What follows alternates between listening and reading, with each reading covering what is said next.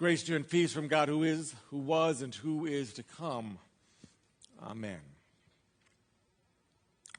Our gospel text is perhaps far more relevant today than it was ever intended to be because, the longer this quarantine goes on, the more I think we're all starting to feel anxious, sad, worried, concerned. All of us, whether we recognize it or not, we're feeling loss and dealing with grief. Our text is talking about loss and suffering, pain and grief. How do we go on living? Now, our story is focusing on two individuals who have, from the sound of their conversation, maybe lost their way. They're mourning the loss of their leader, their mentor, their friend, their teacher. These two people are mourning the loss of the one that they thought, the one whom they believed to be the Messiah. And I don't think we should be all that surprised that these two folks, after last having seen Jesus as being beaten, bloody, and hanging on a cross, that they could not recognize an obviously hale and healthy, fully clothed, walking and talking man with them. The story as we heard it in Luke's gospel. These two people, one named Clopas, the other is forever unidentified. They're walking from Jerusalem to Emmaus. Emmaus is approximately 7 miles to the north and west of Jerusalem. It's just on the other side of the mountains. Somewhere along the route, I think it's pretty much as they just left Jerusalem, they run into a fellow traveler. And this new individual notices their mournful faces and apparently to make conversation, he asks them, hey, what are you guys talking about? And they respond, what, are you the only person in all of Jerusalem who doesn't know what's been going on? And Jesus gives this excellent 21st century answer. What things? So Clopas and his friend launch into a retelling of the past 3 days. Because remember, this is happening on Easter. Story takes place, we're hearing this story 3 weeks later, but in the gospel, it's happening the afternoon of the day that Jesus rose from the dead. Now, when they finish their tale of sorrow, this new friend of theirs gives them a verbal dope slap that amounts to, "Are you stupid? Did you not pay attention to what he told you?" And then this stranger mounts a counter to practically every negative that they gave. How they are slow to not see that this Jesus fellow really is who he said he was. And how everything that happened to him was in fulfillment of the scriptures. Now, it's not until they arrive at their destination and they stop for dinner, then they recognize Jesus. When Jesus breaks the bread and blesses the meal, their eyes are open, light pours in. You can almost hear the angels singing in the background, hallelujah. And Clopas and his buddy realize that it's Jesus who has been walking and talking with them this entire time. Wouldn't it be great if that would happen in our own lives?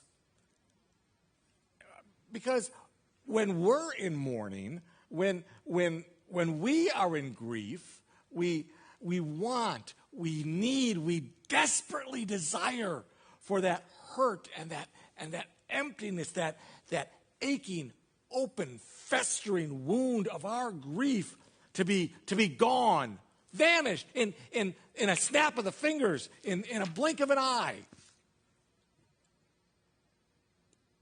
But it doesn't work that way.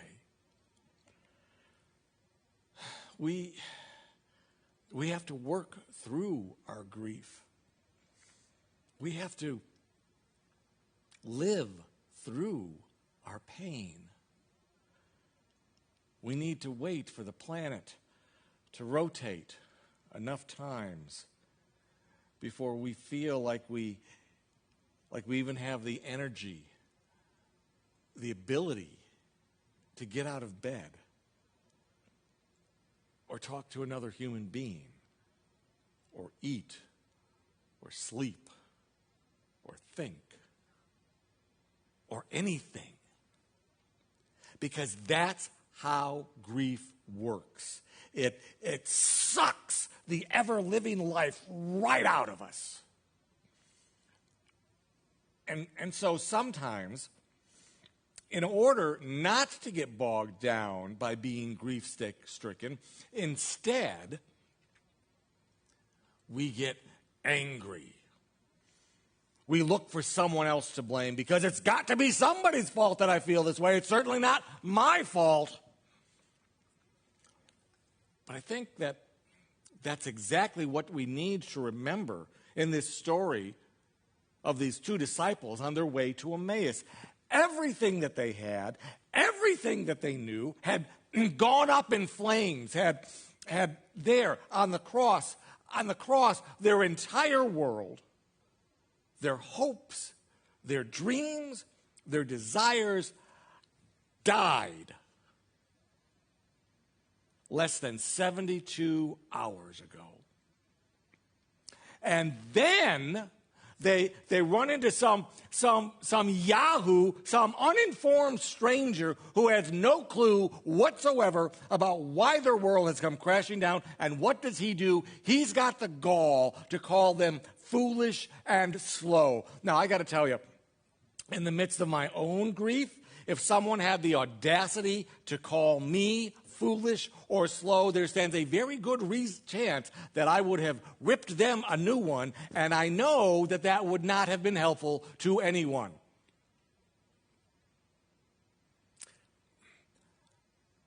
Yet how each of us respond to our own grief,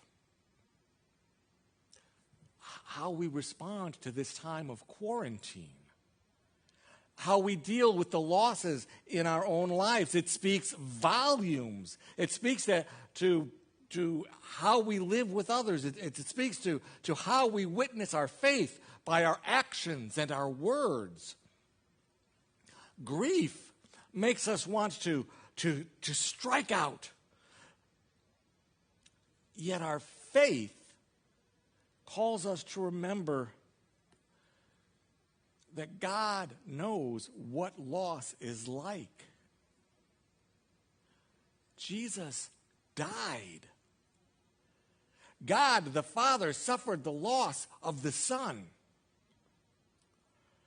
And even knowing that the resurrection was coming, God still experienced loss and grief and mourning. And we need to remember as well that we also live in the promise of the resurrection. We too live in the hope that this quarantine will end. We live with the promise that we will get a vaccine, maybe not as quickly as we'd all like, but we will get one. And life didn't look the same for the disciples after the resurrection. Life won't look the same for us after the quarantine. Yet we continue in hope. We continue in that promise of life. And we live with that hope that we will be gathered together again. We live with the knowledge that grief is not the end and that the quarantine is not forever. We live with the understanding that whatever our loss is, the loss of a loved one, the loss of employment, the loss of income, the loss of security, the loss of whatever, in the midst of our own grief and suffering and loss and hurt, God is with us. God is with us to help us get through that pain. We may not get the outcome that we want or desire. That's not necessarily important. What matters is that God walks with us. God will get us through. Of this, I am certain. Amen.